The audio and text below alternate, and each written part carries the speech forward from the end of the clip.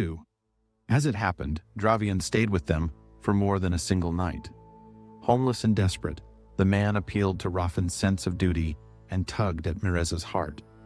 Though he never earned a place inside the house, he soon claimed a rough-hewn cot in the small rockin' dwelling that served as a stable. The children hung on his daring tales, never suspecting how many sprang from true events in the lives of both their uncle and father.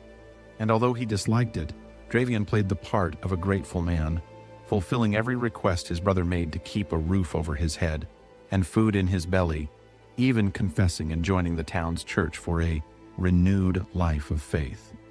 For a time, all was well.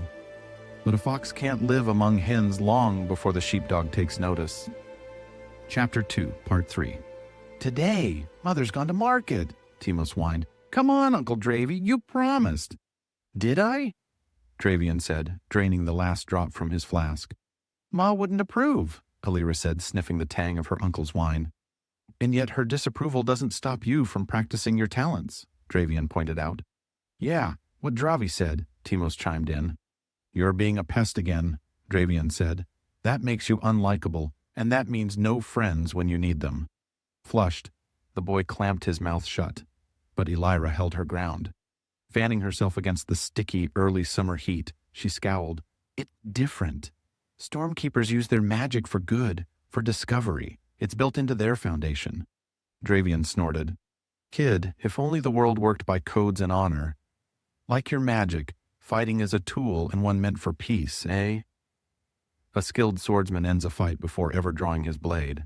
As he spoke, Timos's eyes widened, hungry for the endless knowledge his uncle seemed to carry. In no time, Uncle Dravi had become a hero to the boy. Storyteller, swashbuckler, well-traveled gentleman, and more. Stretching like a cat, Davian rose from the rocking chair and ambled across the green yard to the forest edge. Grabbing a pair of sticks, he glanced back to the children and called, "I'm not teaching myself to sword fight, eh?" Timos was first to chase their uncle into the hidden forest reserves and down to the slow, turning river bend with its bank of soft, packed earth. Alira followed reluctantly, but with more speed when Davian yelled, "Stormkeeper Vareth comes tomorrow. You should practice. Would be something if you could hold back this heat." Down by the river, Timos took the stick his uncle offered. Alira settled on a moss and lichen-jeweled stump. The air smelled of dried pine and warm clay. Water murmured in the background, and birdsong rippled through the leaf-crowned branches. "Alira? I'm trying," Alira thought. She drew a breath, turned inward, trying to untangle the weaves that made up the summer heat, trying to puzzle out how she might divert or block it. At her insistence, the wind whispered through the forest, but Davian only shook his head. "No, you're just blowing hot air on us." Biting her lip until it whitened, Alira tried to divert the heat, but nothing changed. Cursing, as she'd learned from the men at the haddock, she looked up, surprised to see Davian bursting into bright laughter. "You could be a sailor with that mouth." Alira's eyes widened as her brother snickered. Clapping a hand over her mouth, she relaxed when Davian promised not to tell their mother. "That's a fine curse, but I'll teach you one that'd turn our ancestors in their graves." "Well, maybe except your grandfather, he also had a mouth that could resurrect the dead." Grinning, Davian taught her a curse that left Elira redder than a rose. "I can't say that. That's how everyone feels about cursing until it slips out." "You're welcome." Now, since it's hot as all of Hades. Pulling off his sweat-soaked shirt, Davian let the cloth fall to the ground. The backs of Elira's ears warmed, but Timos stared in awe. Davian was pure muscle, his abdomen marked with old scars, the most striking being a row of white brands upon his back. Noticing their gazes, Davian spoke. "Failures, that's all these stand for. Now, are you ready to learn the art of the blade, Timos?" Nodding and bouncing from foot to foot, Timos pulled off his shirt and readied his stick, hoping to one day be just like Uncle Dravy. After what felt like hours of practice, Davian called the lessons to an end. Pulling on his shirt, he tucked their sticks into the cradle of a willow tree, the knobby roots holding the blades in the curves of its lap. Declaring it time for his late afternoon card game at the haddock, Davian, chased by his niece and nephew, wound his way into town. Despite summer's heat, Cordeal buzzed with activity due to the goodly traders that stopped by on their way to Corellon. Parting ways, Davian, uninterested in country goods, headed to the alehouse, while Illyra and Timos stayed to inspect the wares. Where the traders hailed from was hard to place, and their wagons only deepened the mystery. 4 wagons, painted red and sapphire blue, stood spaced enough apart for the people of Cordeal to wander in between. The wagons were wide open, their bonnets pulled down and sides extended, turning them into shops on wheels. Leatherworks, bright-colored scarves, baubles, and trinkets lined the stalls. Everything felt strange, and the traders were stranger still, swarthy-skinned and clad in flowing, airy pants and rustic tunics. The men wore canary caplets, and the women concealed all but their eyes behind pink, yellow, and red linens. Whenever they moved, brass coins fixed to the edges of their clothes clinked cheerfully together. These weren't ordinary traders, but Vickelin rovers, the most devoted practitioners of a peace-loving, pacifist way of life.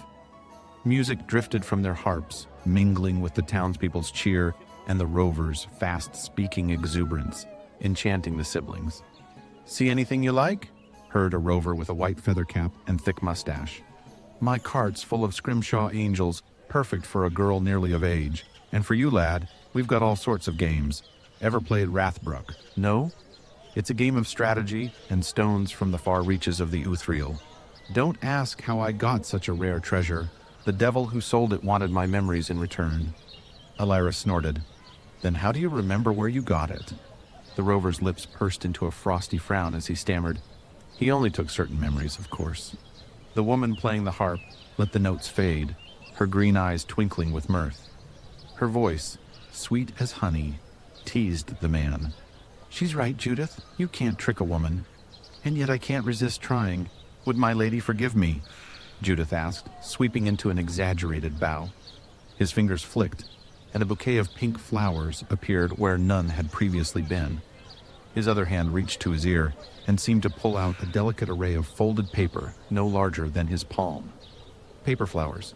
They say those who possess them will find friends and beauty eternal," Judith said, handing over the tiny bouquet. Timos bounced from foot to foot, begging for the rover's attention next. The man obliged, delighting the boy. Even Illyra couldn't keep a smile from her lips. "Here, girl, this pouch would have held chocolate, but a man came through and bought the last of it. Comfits will have to do." Illyra pursed her lips and blinked. Timos, however, said the quiet part out loud. "How are you supposed to eat comfort?" Judith chortled, eyes crinkling as the woman spoke. "Comfit, love, northern nuts coated in candied citrus and sugar." Setting aside her harp, the woman glided over, her heavy clothes and smooth gait making her seem to hover over the packed earth. Loosening the pouch's drawstrings, she gave each child a sweet treat. Timos's eyes grew wide at the flavor, but Illyra puckered, barely hiding her distaste. "That is just awful," Illyra thought. "I want more," Timos thought, scheming how and when to sneak the bag from his sister. "I'm sorry," Illyra said, offering the paper flowers and comfits back. "We don't have any money." Judith refused the items. "Does a gift have a cost? Pay us back by telling everyone you meet about Judith and Samilia and our fine exotic wares." Nodding and promising, Illyra and Timos wandered the other wagons, waiting for the crowds to thin so they could inspect the remaining goods. They stopped at a display of curved kukri knives. Timos was drawn like a moth to flame, though the owner refused to let him hold them, but that didn't stop Timos from ogling the polished blades. "Da would never approve," Illyra sniffed. "If he knew Uncle Dravy was teaching you to fight, he'd have your hide hanging in the tannery." Timos stuck out his tongue. "Da doesn't know a thing about swordsmanship. He thinks it's just for killing. Uncle Dravy says it's a tool." "For murder," Illyra said. "For defending people," Timos said, crossing his reedy arms. "One day, I'm going to be a kingsman and protect everyone, maybe even the High King himself." Illyra scoffed, but before she could offer a biting retort, familiar voices cut through the crowd's clamor and the winsome pull of Samilia's harp. Before they knew it, the pair parted ways, Timos with the town boys and their cross-eyed leader Dalibor, and Illyra with Isan and Mara. It was a day of conversation and excitement.